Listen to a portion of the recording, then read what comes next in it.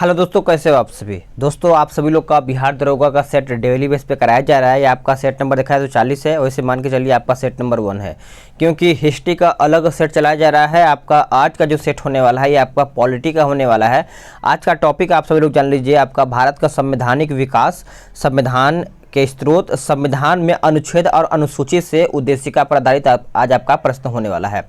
मैंने सोचा कि इस बुक को 2 टॉपिक से शुरू किया जाए। एक तो आपका इतिहास का शुरू ही है अभी, लेकिन मैं सोच रहा हूँ पॉलिटी का भी शुरू कर दूँ। पॉलिटी का ये आपका दिखाया तो सीरीज 40 नंबर सेट से स्टार्ट होता है, लेकिन आप इसको पॉलिटी का सेट 1 मान सकते हैं। ठीक है, तो चलिए वीडियो को शुरू कर लेते हैं। आप सभी लोग कमेंट करके बताइएगा कि आप सभी लोग को ये वीडियो कैसा लगा है और आप सभी लोग 100 में से कितना प्रश्न सही कर पाए। ठीक है, चलिए पहला प्रश्न क्या है कि केंद्र में द्वैध शासन किस अधिनियम के अंतर्गत स्थापित किया गया था।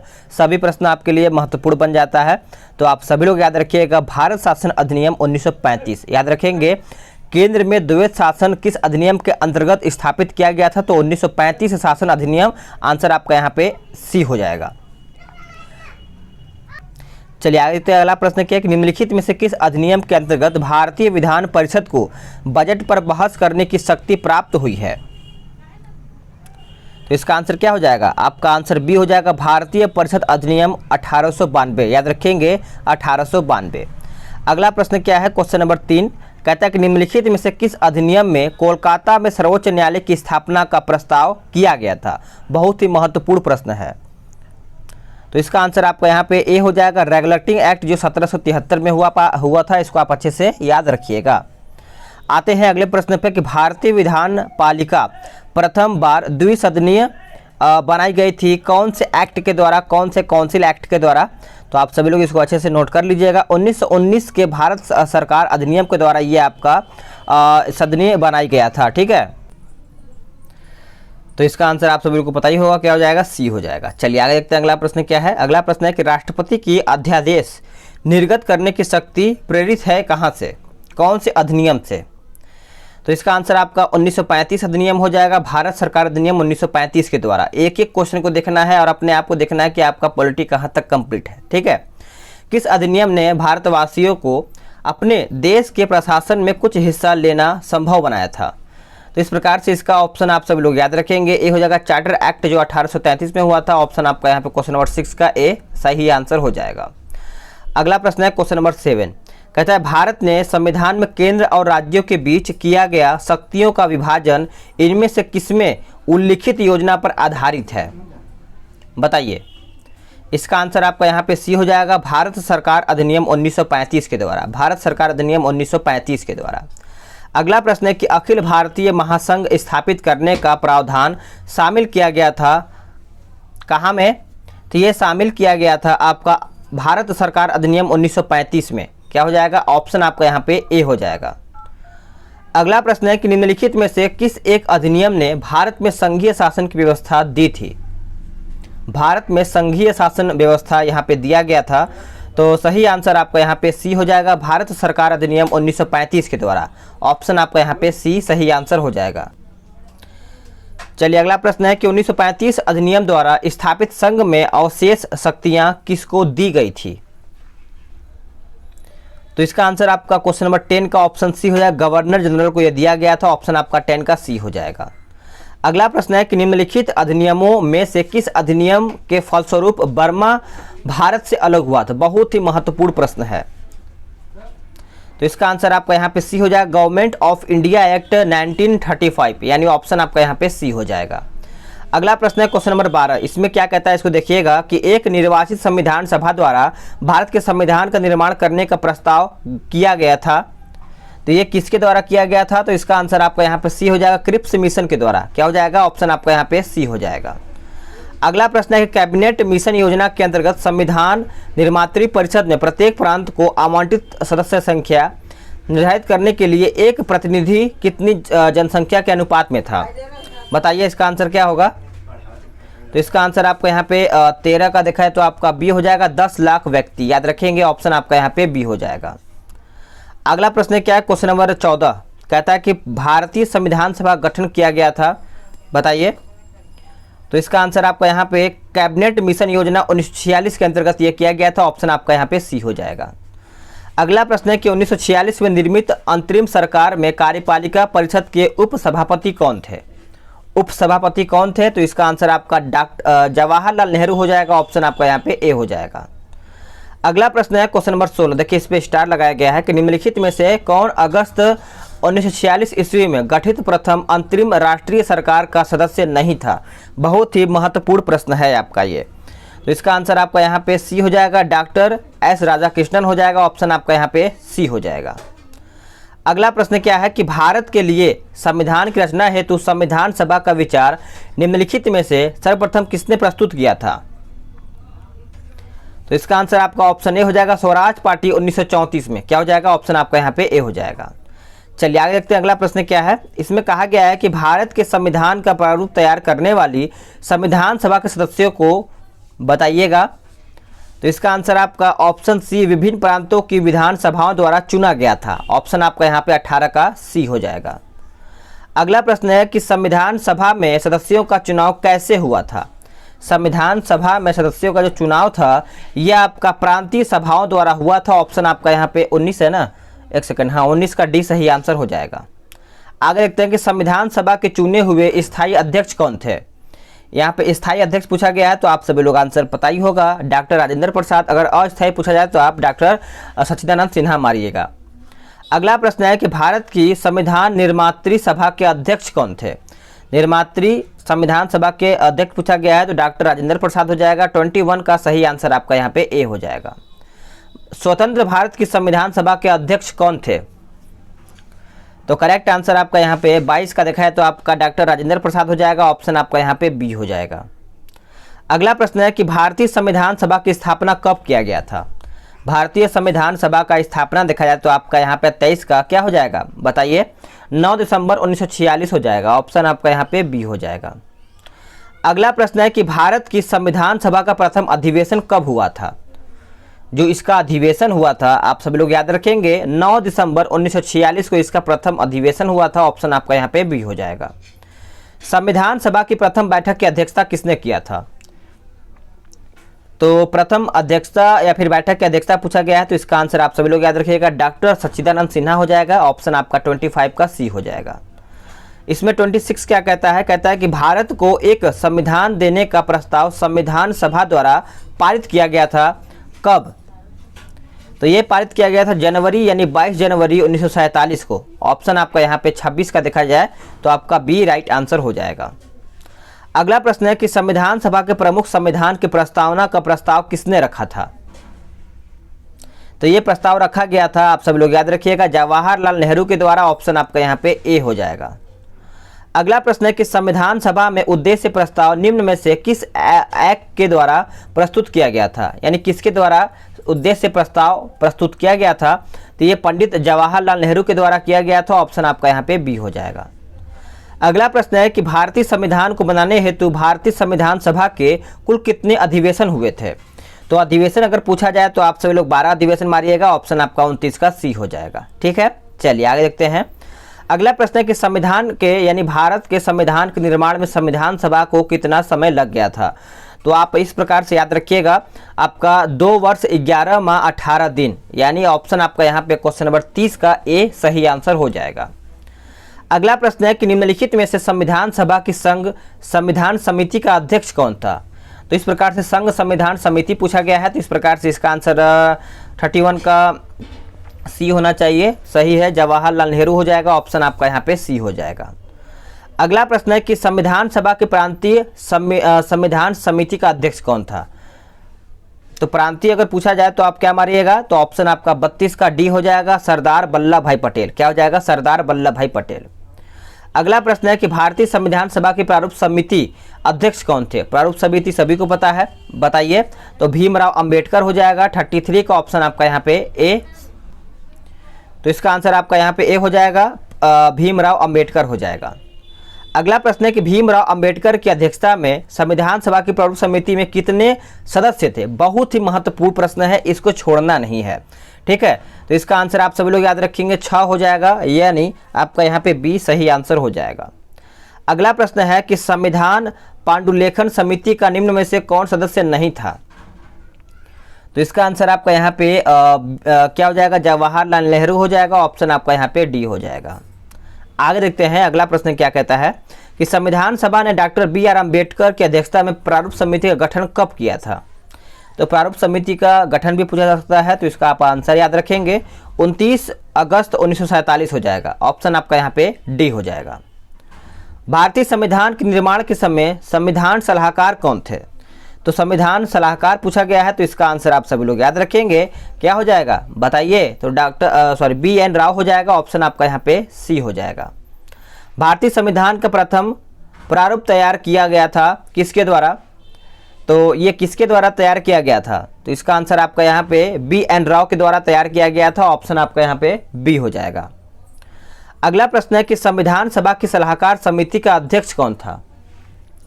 तो यहाँ पे इसका अध्यक्ष पूछा गया है, तो आपका सरदार वल्लभ भाई पटेल हो जाएगा। ऑप्शन आपका यहाँ पे डी सही आंसर हो जाएगा। अगला प्रश्न है कि भारत का संविधान सभा ने राष्ट्रीय ध्वज को सर्वप्रथम कब स्वीकार किया था। तो यहाँ पे राष्ट्रीय ध्वज को पूछा गया है, तो इस प्रकार से इसका आंसर क्या होगा बताइएगा।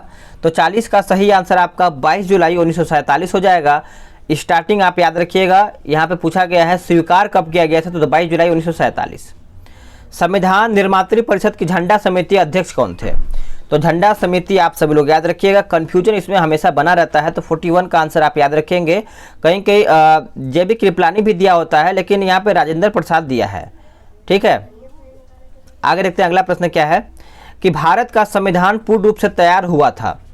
भारत का जो संविधान है पूर्ण रूप से कब तैयार हुआ था। तो इसका आंसर आपका 42 का देखा है, तो आपका 26 नवंबर 1949 हो जाएगा। यानी ऑप्शन आपका यहाँ पे बी हो जाएगा। भारतीय संविधान को संविधान सभा द्वारा अंगीकृत किया गया था कब।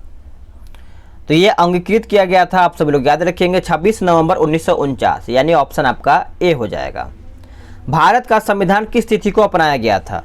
तो वही मतलब है, आपका उत्तर हो जाएगा 26 नवंबर 1949। देखिए प्रश्न जो है किसी भी तरीके से पूछा जा सकता है, बस आपको तरीका पता होना चाहिए। अगर आपको एक बार पॉइंट क्लियर है तो आप किसी भी तरीके से प्रश्न आपको पूछेगा तो आप आंसर सही कर जाएंगे। भारतीय संविधान कब लागू हुआ था, ये इंपॉर्टेंट है, कब लागू हुआ था।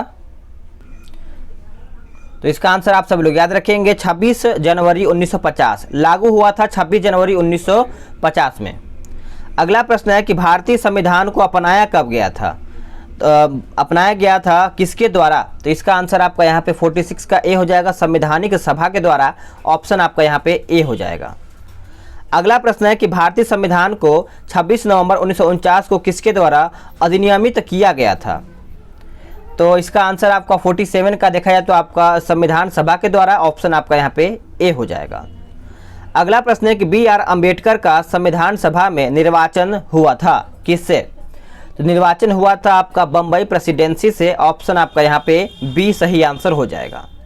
किस वर्ष में जन गण मन को भारत के राष्ट्रगान के रूप में अपनाया गया था। वेरी इंपॉर्टेंट क्वेश्चन बन जाता है आप सभी लोग के लिए, तो इसका आंसर याद रखेंगे। ऑप्शन आपका सी हो जाएगा 1950 में। कब 1950 में। भारत शासन द्वारा राजकीय चिन्ह कब से अंगीकृत किया गया था। तो आपका 26 जनवरी 1950। 26 जनवरी 1950। अगला प्रश्न है कि संविधान सभा में वयस्क मताधिकार को 15 वर्ष के लिए स्थगित करने की बात की गई थी, ये किसने कहा था। तो ये कहा गया था मौलाना अबुल कलाम आज़ाद ने। ऑप्शन आपका यहाँ पे सी सही आंसर हो जाएगा।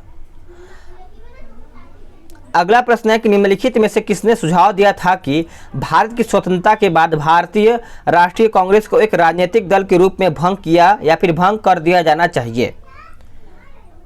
तो आंसर आपका महात्मा गांधी हो जाएगा। ऑप्शन आपका यहाँ पे डी हो जाएगा। अगला प्रश्न है, बताइए तो अपनी राष्ट्रवादी प्रतिक्रिया में भारतीय संविधान के निर्माताओं में अल्पसंख्यकों के हितों तथा भावनाओं के महत्व को कम करके आंका गया यह कथन किसका है। तो यह कथन देखा जाए तो 53 का। ऑप्शन आपका यहाँ पे डी हो जाएगा। आइवर जेनिंग्स हो जाएगा। ऑप्शन आपका यहाँ पे डी हो जाएगा। चलिए अब यहाँ पे स्रोत देखेंगे कि भारत में न्यायिक पुनरीक्षण की संकल्पना निम्नलिखित में से किस देश से लिया गया है। तो न्यायिक पुनरीक्षण बताइए। इसका आंसर आपका 54 का देखा जाए तो आपका क्या हो जाएगा, अमेरिका हो जाएगा। ऑप्शन आपका यहाँ पे बी हो जाएगा। अगला प्रश्न है कि भारत की संघात्मक व्यवस्था निम्नलिखित में से किस देश से संबंधित है। तो संघात्मक व्यवस्था पूछा गया है, तो इसका आंसर आपका यहाँ पे 55 का ऑप्शन आपका कनाडा हो जाएगा। ऑप्शन आपका यहाँ पे ए हो जाएगा। अगला प्रश्न है कि न्यायिक पुनर्विलोकन की व्यवस्था कहाँ से लिया गया है। तो न्यायिक पुनर्विलोकन की व्यवस्था अगर पूछा जाए तो आप सभी लोग आंसर क्या करेंगे बताइएगा। तो इसका आंसर आप सभी लोग करेंगे भारत और यूएसए में है, आपका ऑप्शन आपका सी हो जाएगा। अगला प्रश्न है कि निम्नलिखित में से कौन सा लक्षण भारतीय परिसंघ और अमेरिकी परिसंघ में समान रूप से पाया जाता है। तो इसका आंसर आपका यहाँ पे डी हो जाएगा। संविधान के निर्वचन के लिए परिसंघ उच्चतम न्यायालय, यानी ऑप्शन आपका यहाँ पे डी हो जाएगा। भारत के संविधान में सम्मिलित समवर्ती सूची किस देश की देन है। समवर्ती सूची पूछा गया है, तो आप सभी लोग आंसर क्या करेंगे बताइएगा। तो 58 का ऑप्शन आपका ऑस्ट्रेलिया हो जाएगा। ऑप्शन आपका यहाँ पे बी हो जाएगा। भारत ने समवर्ती सूची की संकल्पना उद्धृत किया है कहां से। तो अभी मैंने आपको बताया क्या हो जाएगा, ऑस्ट्रेलिया के संविधान से लिया गया है। ऑप्शन आपका यहाँ पे सी हो जाएगा। अगला प्रश्न है कि भारतीय संविधान में राज्य की नीति निर्देशक तत्वों की संकल्पना किस देश के संविधान से लिया गया है। तो ये किस देश के संविधान से लिया गया है, तो आपका ऑप्शन बी हो जाएगा आयरलैंड। क्या हो जाएगा, आयरलैंड। अगला प्रश्न है कि राज्यसभा के गठन में प्रतिभा, अनुभव एवं सेवा को प्रतिनिधित्व देने में भारतीय संविधान निर्माता निम्नांकित उदाहरण से प्रभावित हुए थे, बताइए। तो इसका आपका आयरिश गणतंत्र हो जाएगा। ऑप्शन आपका यहाँ पे ए सही आंसर हो जाएगा। अगला प्रश्न है 62, भारतीय संविधान में मौलिक कर्तव्यों का विचार लिया गया है कहाँ से। मौलिक कर्तव्य पूछा गया है, तो आप सभी लोग याद रखेंगे मौलिक कर्तव्य कहाँ से लिया गया है। तो इसका आंसर आपका 62 का सी हो जाएगा, रूस। अगर यही मूल अधिकार पूछा जाए तो आप अमेरिका करिएगा, ठीक है। अगला प्रश्न है कि भारतीय संविधान में सन्निहित मूल अधिकारों की अवधारणा किस देश के संविधान से ग्रहण किया गया है। तो इसका आंसर आपका यहाँ पे संयुक्त राज्य अमेरिका हो जाएगा। ऑप्शन आपका यहाँ पे मूल अधिकार मैंने अभी आपको बताया ना, आपका अमेरिका हो जाएगा। अब यहाँ पे थोड़ा सा अनुच्छेद और अनुसूची के बारे में देखेंगे कि भारतीय संविधान में आरंभ में कितने अनुच्छेद हैं। तो आप सभी को पता ही होगा, इसमें अनुच्छेद टोटल देखा जाए तो स्टार्टिंग में 395 है, अभी भी 395, लेकिन क ग ख 1 2 इसमें जोड़ जाड़ के 400 प्लस हो गया है इसमें, ठीक है। अगला प्रश्न है कि वर्तमान में भारतीय संविधान में गणना की दृष्टि से कुल कितने अनुच्छेद और अनुसूचियां हैं। याद रखिएगा वर्तमान में पूछा गया है। तो इसका आंसर आपका 65 का क्या हो जाएगा, तो ऑप्शन आपका बी हो जाएगा, यानी 395 और 12 अनुसूचियां। देखिए 444 न मारिएगा, 400 प्लस न मारिएगा इसमें, क्योंकि 395 है लेकिन उसमें क ग ख ड़ वगैरह कुल जोड़ जाड़ के इसमें 400 प्लस कर दिया गया है, लेकिन आपका मूल रूप से देखा जाए तो आपका 395 ही अनुच्छेद है। अगला प्रश्न है कि भारतीय संविधान को कितने भागों में विभाजित किया गया है। तो इसमें आपको पता ही होगा टोटल भाग इसमें कितना है, तो आपका 22 भाग है। कितना है, 22 भाग। आगे देखते हैं अगला प्रश्न क्या है, कहता है कि भारतीय संविधान का कौन सा भाग और अध्ययन संघ और राज्यों के बीच विधायी शक्ति के बारे में बताता है। तो इसका आंसर बताइएगा। तो 67 का सही आंसर आपका क्या हो जाएगा, ऑप्शन आपका यहाँ पे ए हो जाएगा, भाग 11 अध्याय 1, यानी ए सही आंसर हो जाएगा।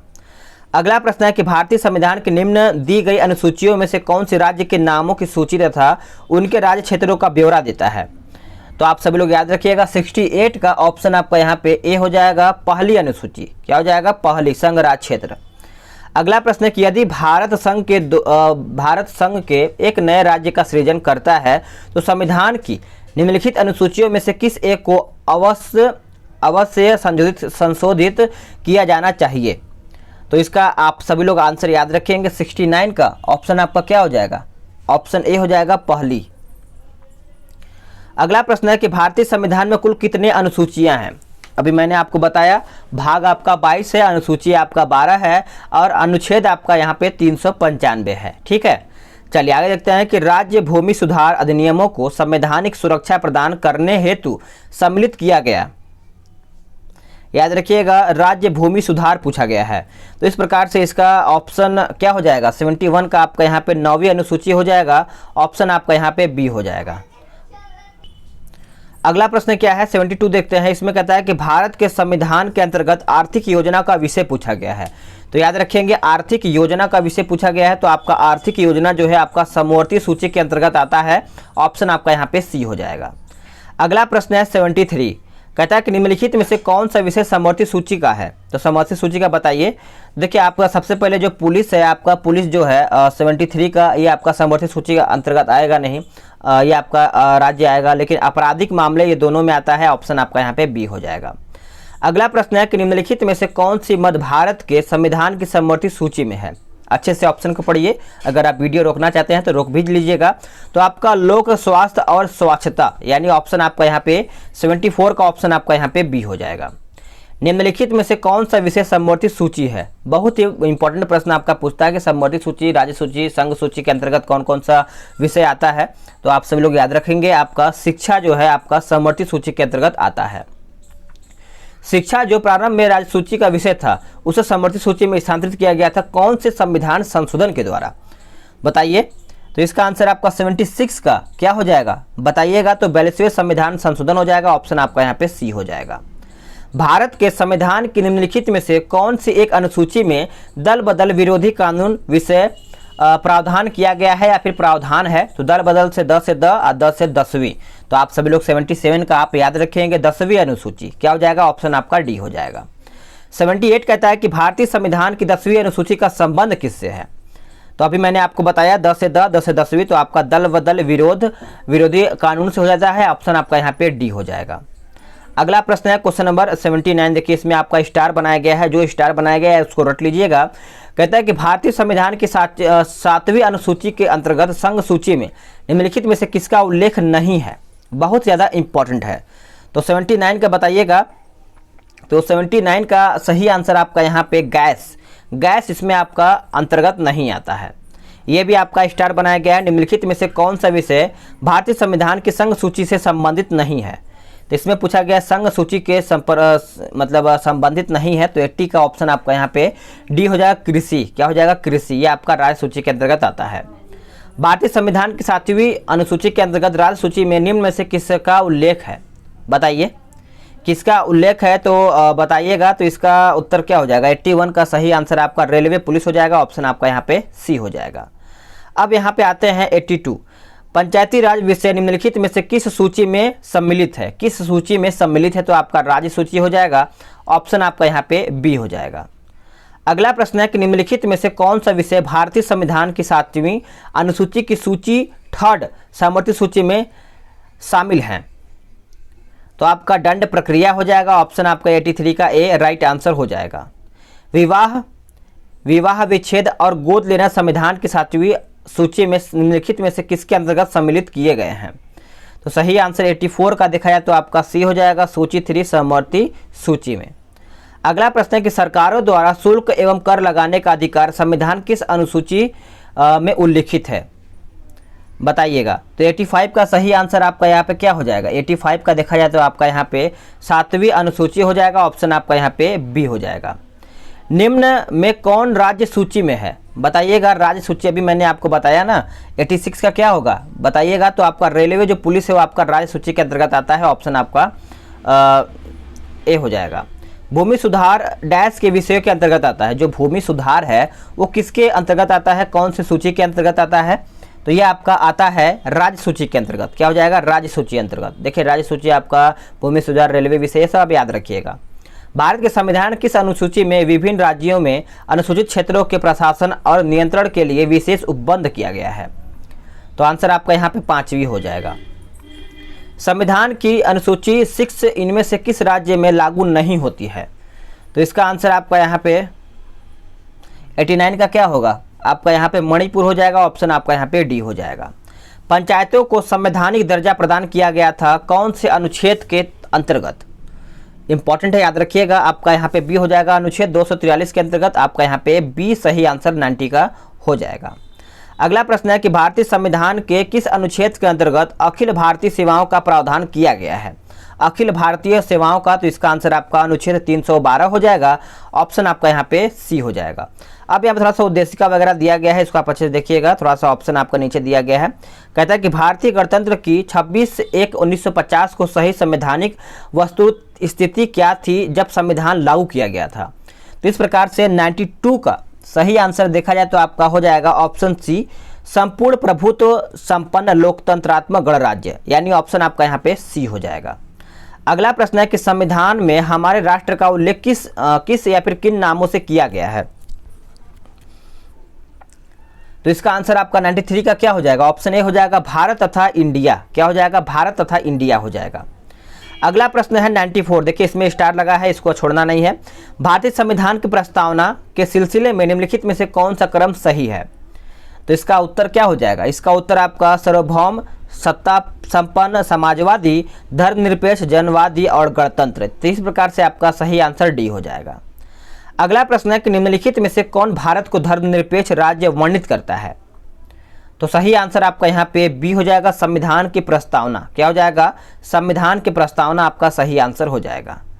निम्नलिखित शब्दों में से कौन सा शब्द सन 1975 में भारतीय संविधान की प्रस्तावना में सम्मिलित हुआ था या फिर सम्मिलित नहीं हुआ था, ये आपका पूछा गया है। तो आपका अखंडता हो जाएगा। क्या हो जाएगा, अखंडता।